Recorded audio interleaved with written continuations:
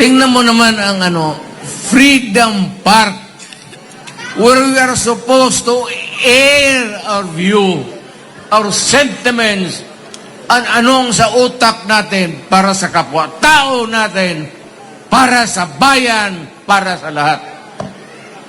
Yan sana, kaya nga tatawag Freedom Park. But what is very anomalous is that nandito tayo kay ang Freedom Park gisirhan. Sa Davao, walang permit. Mamili lang kayo doon sa caretaker sa plaza. Anong araw na bakante itong plaza? Magpa-schedule kayo. O sige, amin itong araw na ito. Inyo yan. Inyo yan. Bakit? Alam mo bakit? God damn it, this is a public place. Hindi ito may-ari ng syudad. Hindi ito may-ari ng tao. Ang may-ari nito ang buong Pilipinas. There was this request from Manila and other places asking me na kung magsalita ako, it's either in English or in Tagalog. Kasi covered yan dito ngayon all over the nation. Ang problema, hindi naman sila nakakaintindi ng Bisaya. Bagay, problema nila yan. Pero sisikapin ko na lang na maparigaya ako na magsalita ako ng English pati Tagalog. Pero ako ay Bisaya. Sana yung Just yan, sana yung ko.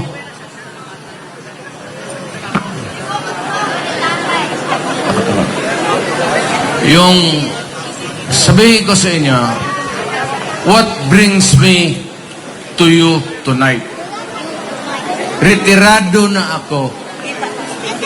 Na presidente na ako. Sa habang panahon, naging mayor ako ng siyudad ng Davao. 23 years plus 6 years as president.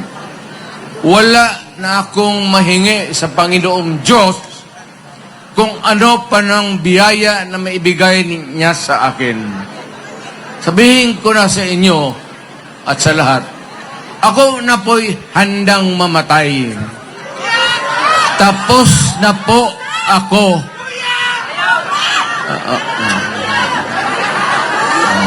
Paano tayo mamatay niyan kung buyag-buyag kayo dyan? Well, anyway, ganun yung ko. Napilitan lang akong lumabas dahil dito. Now remember that we are not choosing or electing or campaigning for any person. There is no election coming our way.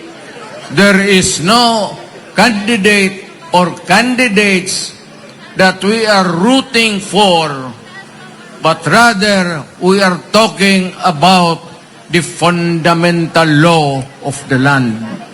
It's the highest. Kaya nga, pag ito ang ginalaw mo, magkakaroon talaga tayo ng problema. Ever since, noong panahon ni Marcos, yung tatay niya, yun ang unang tao na ginagalaw yung konstitusyon. A constitution is supposed to be permanent. At least more or less ilang taon. Hindi ginagalaw yan. Ang batas, ang ordinansya ninyo sa City Council o barangay resolution or whatever, nandoon lang yan sa baba, malayo masyado ang konstitusyon. Why? Why? Sabihin ko sa inyo, pag wala itong konstitusyon, putang ina, maghiwalay-hiwalay tayo.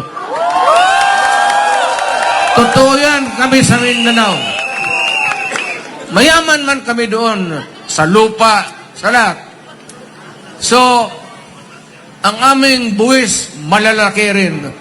Kasi ang Davao, ang Mindanao, ang development, malawak. So, maraming pera ang gobyerno nakukuha doon. So, we can survive. Sabi nga nila, of course. But you know, ako dito sa Cebu, Danao ang tatay ko. Nanay ko, Mindanawan. May konting, ako, Moro blood. But yet, I said, I'm forced to come out. Why? Because I love my country. Period. Yan ang sinasabi ko. Huwag lang ninyong galawin ang Pilipino. Huwag lang ninyong lukuhin ang Pilipino. Wala tayong problema. But once you start to magkakadimperensya talaga tayo. Rebuti, para Mindanao, lumilipad ako kung saan. At nagdarally naman kami sana sa mga lugar. Mind you, except for Cebu, and of course Davao, dito pa ba nakakuha ng permit? Although, ni-revoke kasi sa Freedom Park man sana tayo. Look at the incongruity of it all. Tingnan mo naman ang Freedom Park, where we are supposed to air our view, our sentiments, anong sa utak natin para sa kapwa-tao natin, para sa bayan, para sa lahat. Yan sana, kaya nga tatawag Freedom Park. But what is very anomalous is that nandito tayo kay ang Freedom Park gisirhan. Ano?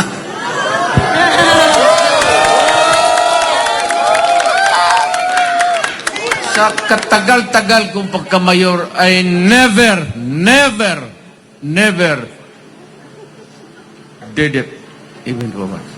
Sinong gustong mag-rally doon? Maranao, Maguindanao, Moro people, Miswari, nasyonalista, liberal, PDP noon election. Gamitin ninyo. Huwag nang permit. Sa Davao, walang permit. Mamili lang kayo doon sa caretaker sa plaza. Anong araw na bakante itong plaza?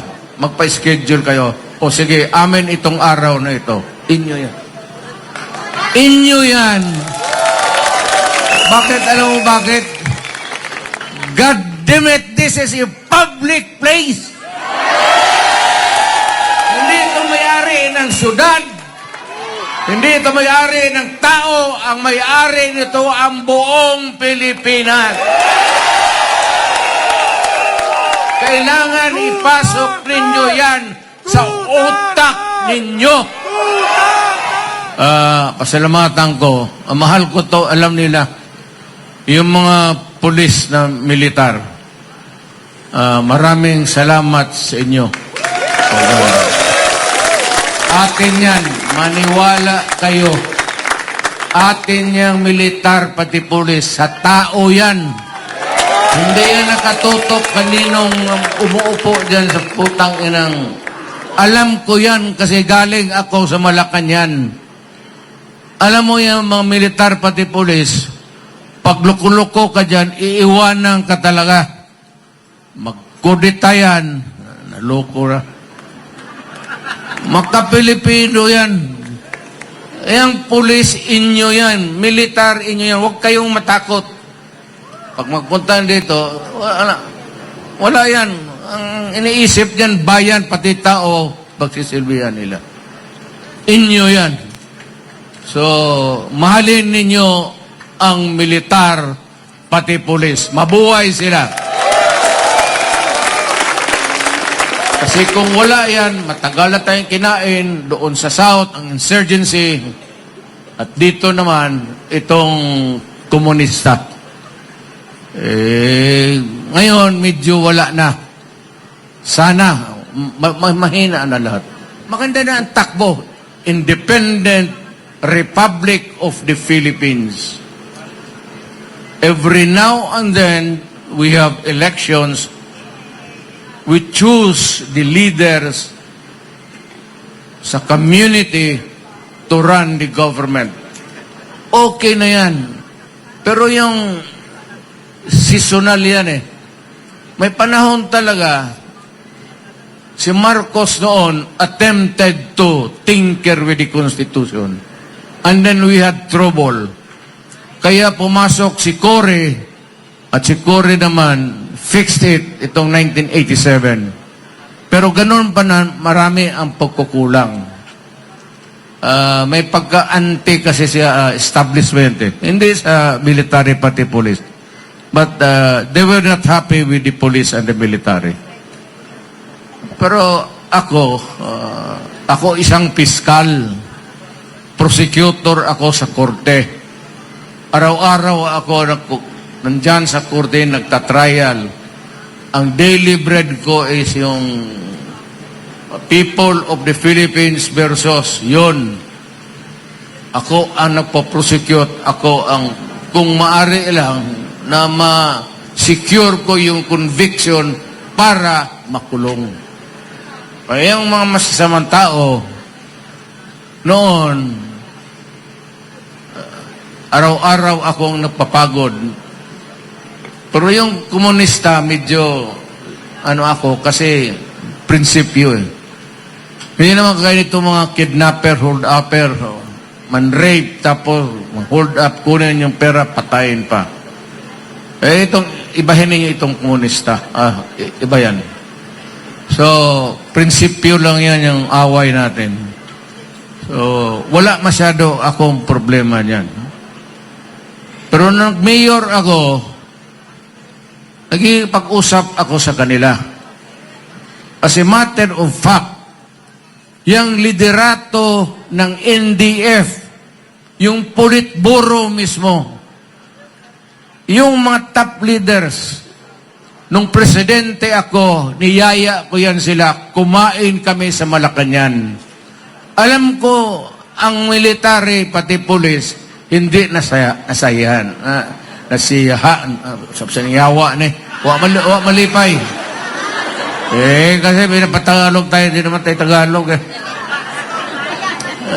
Nasiyahan. Pero sabi ko, kailangan ko gawin yan para magkaroon lang naman ng kunting dialogue. At kasi kukula kasing communication, hindi mo matawagan, pare, pwede bang umalis ka na muna dyan sa barangay na yan? Marami ng civilian na nadali eh. Maghanap na lang tayo ng ibang lugar para magpatayan. Yung ganong pakiusap. So, yun ang filosofiya ko sa gobyerno. Ako nag-retired, ayaw ko na. Sabi ko, ayaw ko na talaga. Dumating itong, bigla na lang ito ngayon, si Marcos, hindi pa naman, in fairness to him, hindi pa naman nag-uumpisa, pero may plano sila ng tsa-tsa. Change the Constitution again. Huwag mong pakialaman yung Konstitusyon kasi that is good for 10 to 15 years. Unchanging yan. Kaya lang kinakalkal mo, and every time yung tatay, pati ngayon itong anak, si Ferdinand Jr., gustong baguhin. Alam mo itong Constitution, dala ko. Yung putang inang kapal na itong Constitution na ito. Ilang pages yan. Alam mo, gusto nilang pakialaman? Ha? Ang gusto nilang pakialaman,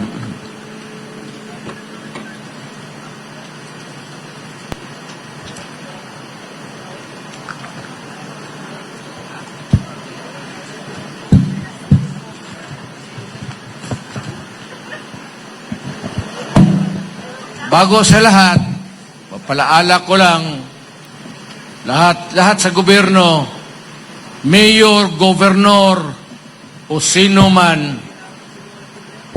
may page lang dito,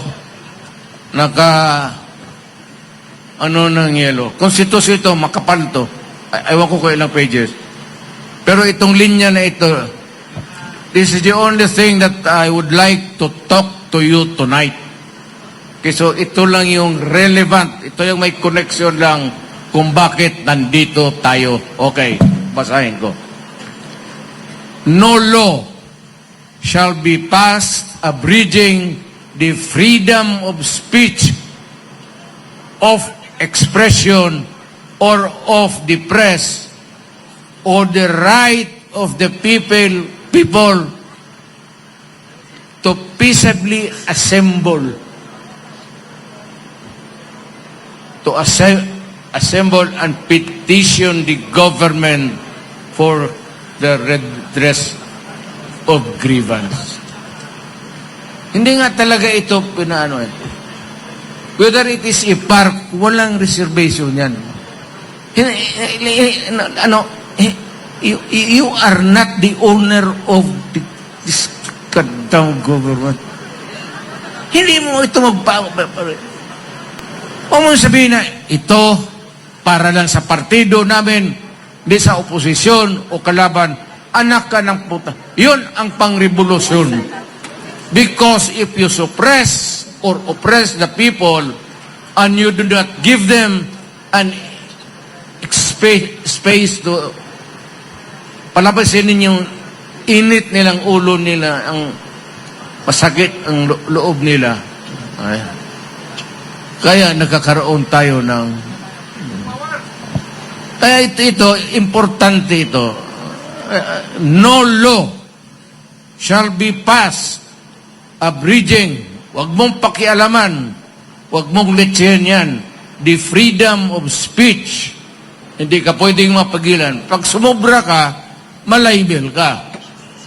Alam mo, kung dito ngayon, magsalita ako, hindi mo akong tawagin mo ako Duterte, o ito lang pwede mong sabihin.